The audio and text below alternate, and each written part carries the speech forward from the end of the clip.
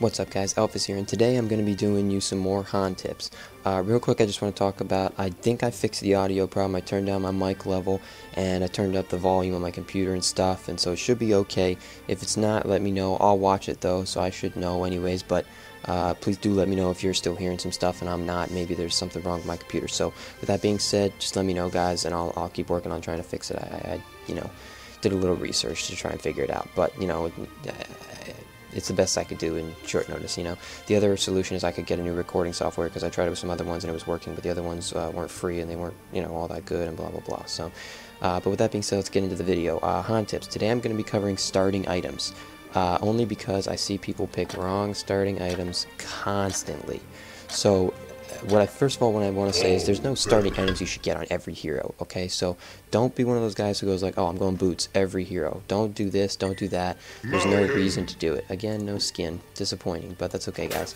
So first of all, that's okay though. I'll show you the carry starting items for him, and then I'll show you some of the starting items for other classes as well. Or classes, I guess I shouldn't say, other roles. Sorry, getting used to playing MMOs and stuff. Here's my MMO chat. So, for a carry, on Malikan specifically, you can go health pot. You always want to carry a hard melee carry, pretty much always, with a few exceptions maybe. You want to get hatchet and shield, and then some healing. The healing can be either a health pot or runes, depending on a couple of things. Depending on who you're laning with, depending on who you think you're going to be laning against, depending on which melee hero you pick. For example, Malikan has a heal here, his skill. Oops, get out of the way please. If you max him, his skill, if I go ahead and press E and I go into my healing one, I lose a little bit of attack damage, but see, it goes from that's my normal, to that's what it becomes. You lose, I think it's 40 attack damage, but you get 40 health per hit. So, I mean, obviously that's at level 4, but I believe it scales 10. Yeah, so it scales by 10. Or the other effect is you can, lose health per hit, but you do more damage, so it helps with last hitting and stuff. So Malikan is one hero where it can sometimes be acceptable to get a health potion instead of runes, but for most hard melee carries, you don't want to do that. Most of them, you should just go with runes. A couple of them, it can be acceptable to not get a hatchet or not get a shield, perhaps. The ones that come to mind right away is sometimes I see people go like Sandwraith, and they won't get the hatchet, they'll just get the shield.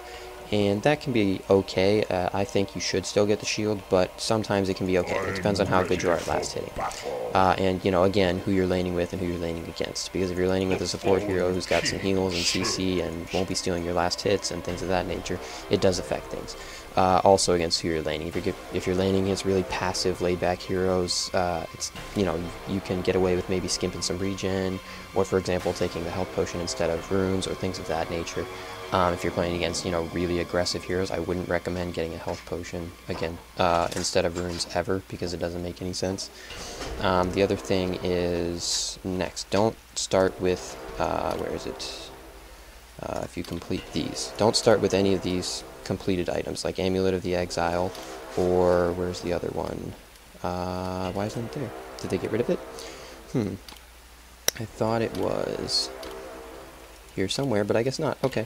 Well, don't start with Soul Scream Rings, don't start with Fortified Bracers, and don't start with Talisman of the Exiles completed, because you can get better stats for the same amount of money, or rather for less money, actually. It's just not an intelligent item choice to pick. So what you should do is you can get some of the Mark of Novice, oh, I'm clicking the wrong items. It's these ones, sorry. Soul Scream Ring, Fortified Bracelet, or the Amulet of the Exile. You can get some of these, and then some totems and regen, but you shouldn't get a completed one, because that's 485. The other ones are more expensive, I believe. This is, 460, so it's a little bit less, and then this is 510. So this one's the most expensive. This one makes the least amount of sense to get. If you buy this, for example, I think you can get 1 Runes of Blight as well, but I'm not even actually 100% sure on that, because I think you start with like 603 or something like that. But I know it's like 6, it's at least 600, so you should be able to get both. But regardless, you shouldn't get both, because it doesn't make sense to do so. So what a lot of people do is they'll grab 2 of these, 2 totems, and then 2 regens, meaning 2 runes if they want, a rune and potion, a rune and 2 mana potions, or something along those combinations.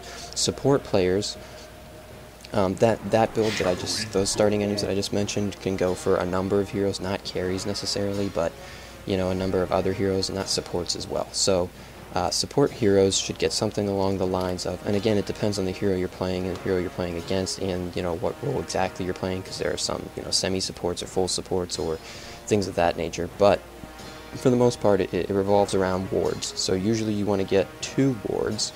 It depends on how many supports are on your team, though. Usually you want to have 2 starting wards, whether it be you buy both, or it's you buy one and another support buys the other, or whatever it works out to be. And you want to get an upgraded courier really early on, too, probably within the first 3 to 4 levels, usually. And that's 3 to 4 side lane levels, not 3 to 4 mid lane levels. So 3 to 4 side lane levels, you should probably have something along the lines of, you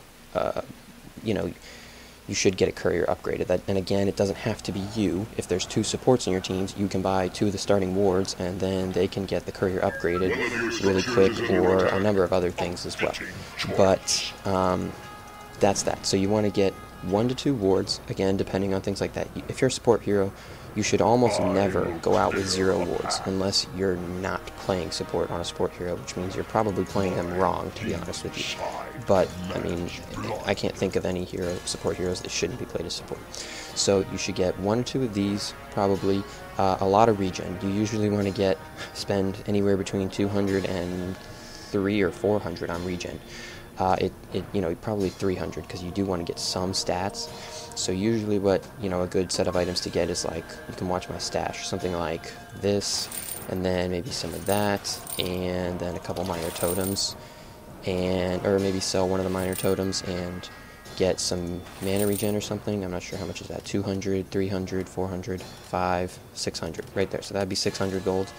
You can also trade out the mana potions for more regen if you prefer, or maybe another minor totem, then you'll have a little bit of gold left over to work towards courier or more wards or something along those lines. But with that being said, I hope this was helpful. Hope you guys learned something. You know where to subscribe and like things are if you want, or dislike button, whatever you want to do, I guess.